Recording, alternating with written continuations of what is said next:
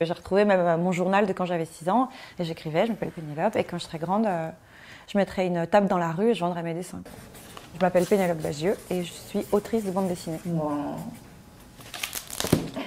Je savais que plus tard mon métier ce serait dessiner.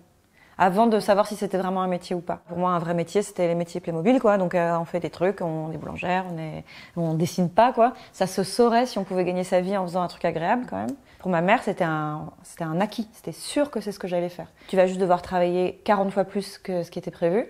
Mais ça va être un métier si tu as décidé que c'était ton métier. Du coup, j'ai vraiment été élevée avec 2 modèles de femmes. C'est-à-dire maman travail, super autonome, qui trace sa route, qui sait ce qu'elle fait, qui élève les enfants. Et en complément de ça, on va dire l'autre moitié finalement de mon couple parental, c'était ma grand-mère. Qui était extrêmement tendre, extrêmement tactile, tout le temps à m'écraser les joues, à me gna. Elle était un peu sortie de sa classe sociale et du coup, elle n'avait pas toujours les codes.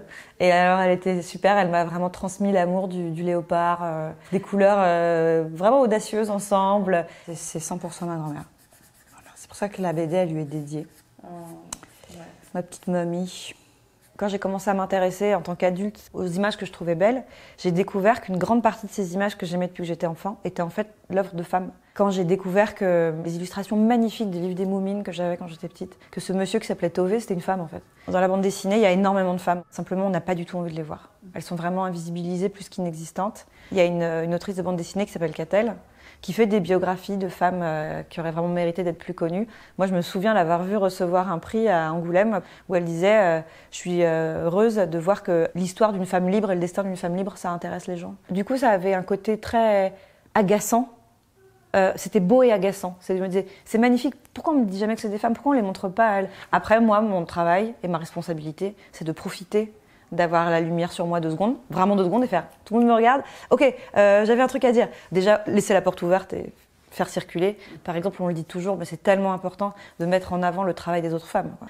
Et je les vois maintenant à 20 ans qui font des BD entières sur, je sais pas, sur leurs règles par exemple. Oh, qu'est-ce qu'elles sont cool. Oh là là. Elle s'excuse pas du tout. Elle dit mais c'est la honte sur vous les mecs si ça vous intéresse pas. Et en plus comme ces mecs de cette génération sont aussi moins cons. Eux-mêmes disent bah évidemment que ça m'intéresse. De toute façon apporter du sang neuf dans la création, apporter des points de vue qui n'avaient pas été explorés jusque-là. N'importe quel lecteur est content d'avoir ça en fait.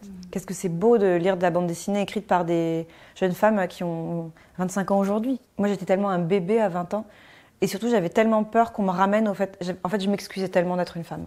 Je pense que vraiment c'est ça le truc, c'est que je me disais ok, on me fait une toute petite place dans ce métier, essaye de faire oublier que t'es une meuf. La ramène pas trop. Déjà il y a quelque chose de très biologique, c'est que toutes les personnes qui ont un cycle le savent. On est très inégal dans le mois dans la création. On a une semaine où on fait que de la merde. Et moi il y a une semaine par mois où tout ce que je fais c'est de l'or. Voilà.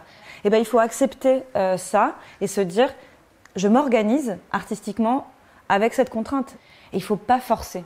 Et ce qui est fou, c'est que c'est une infirmière scolaire qui me l'a dit quand j'étais en 3e, ça. Ah bon? Ouais.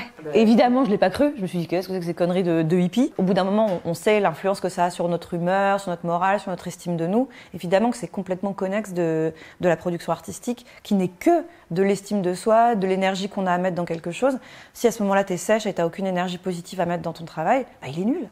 Alors, tu vois, en ce moment, je suis en train de faire un truc qui est pour demain. Et du coup, je dessine Louise Michel. Et ce qui est marrant, tu vois, c'est que je me suis dit comment je vais faire pour la rendre un peu plaisante. Et j'ai regardé et je n'ai trouvé aucune photo d'elle qui sourit. Je me dis, mais c'est pas possible, elle sourit jamais. Bah non, elle a autre chose à faire que sourire. C'est une anarchiste qui pose des bombes, en fait. Ça n'a aucun sens de vouloir à tout prix la faire rentrer dans la case de bah, c'est une femme dessinée sur une couverture de journal, donc. Quelle serait, selon vous, une mesure importante à mettre en place lors du forum Génération Égalité? Moi, présidente, si j'avais le pouvoir de faire quelque chose pour améliorer la condition de vie des femmes, je demanderais aux gens qui savent parce qu'ils sont sur le terrain et je leur dirais, je suis sûre que vous savez, alors j'écoute. Ça se voit souvent quand on voit des tables d'experts pour débattre de quelque chose qui concerne les femmes, il n'y a pas de femmes en fait. Écoutez-les et donnez-leur de l'argent parce qu'en fait, tout le monde le sait, on ne fait rien sans argent. Bah, c'est-à-dire qu'il va falloir de l'espoir et de la force pour venir à bout de ce que nous, on a eu avant nous, de ce qu'on nous a laissé. C'est que on va pas être de trop de toute cette jeune génération. Et bon, en plus, moi, j'ai ce petit plaisir d'avoir des lettres de petites lectrices qui m'écrivent. Quand tu as des petites de 9 ans qui disent « Bonjour Madame Bagieux, alors je vous envoie la première page de mon projet.